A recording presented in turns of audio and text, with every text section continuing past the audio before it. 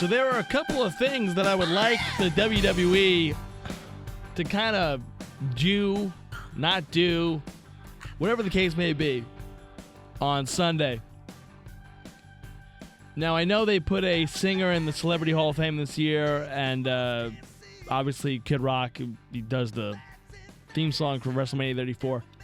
Can we keep the musical numbers to a minimum this year, please?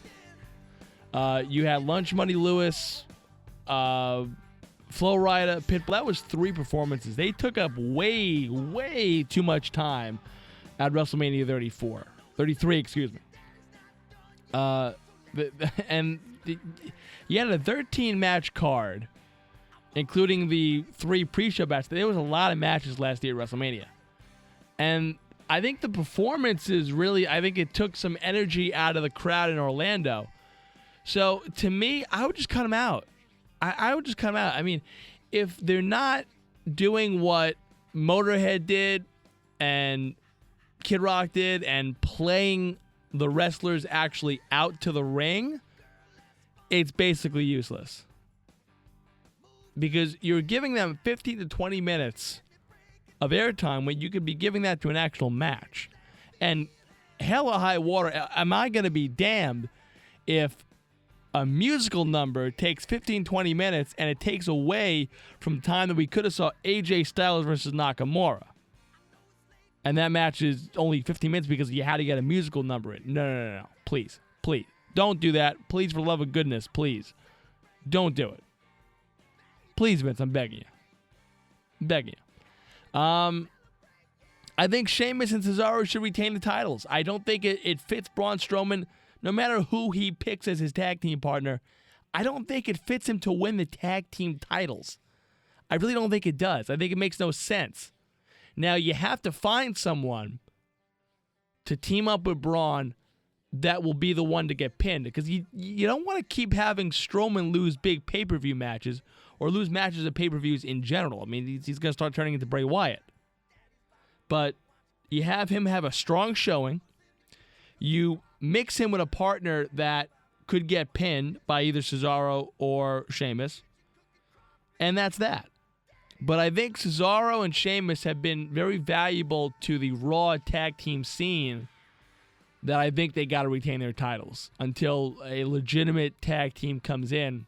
So I think that the Bar really needs to retain their tag team titles against Braun Strowman and whoever else they have to. And again, the person really needs to be someone, I think, that it's not going to hurt them either getting pinned. So, yeah, we want Big Cass, we want Samoa Joe, we want Bray Wyatt. Maybe it doesn't matter, and maybe it's not a big deal if Big Show is the partner, because then just have Big Show get pinned. Who the fuck cares?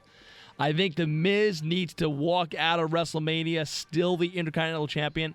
This guy has been so amazing. His promos have been awesome. In the ring, he's gotten better.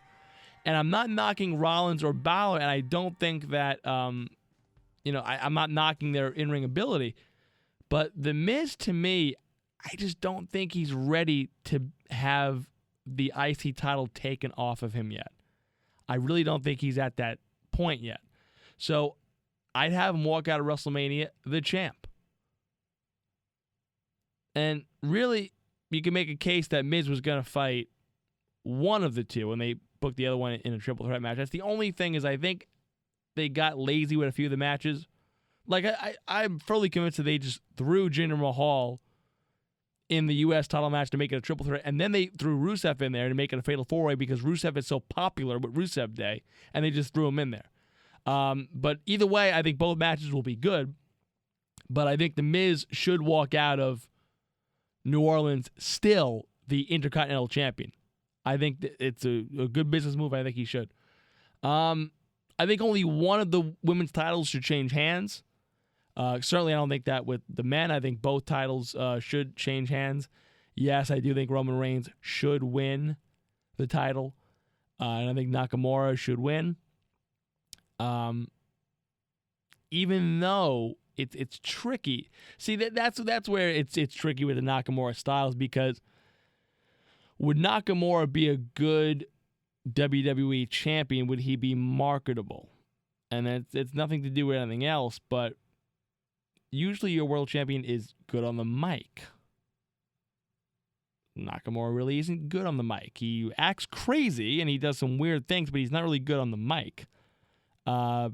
So maybe they have him beat Styles for the moment, and maybe he doesn't hold the title for too long. Maybe he's a 2 or 3 month title holder.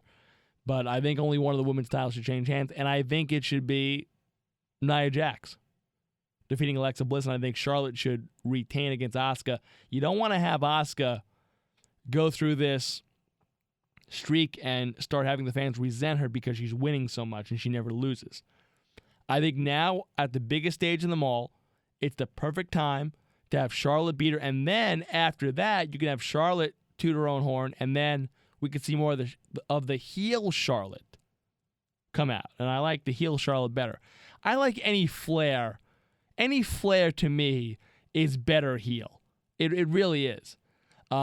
Speaking of the Styles Nakamura matches, another thing that they should do, they got to give them time. That has to be at least a 20-minute match, at least. That's why I'm saying cut down on the musical numbers. We don't need Kid Rock out there to do this whole thing.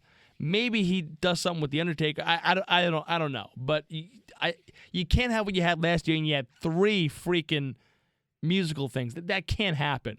You got to give time to your matches, especially a match like this. Especially Styles and Nakamura, which don't be surprised if it opens the show. I'll just say that. Don't be surprised if Styles and Nakamura open the show. But that being said, if this match is anywhere from 12 to 15, 16 minutes, it makes no sense to have it. I'm sorry. This has got to be at least a 20-minute match. At least. This is the match we've been waiting for to happen in WWE. This has to be a major thing, and this has to be 20 minutes.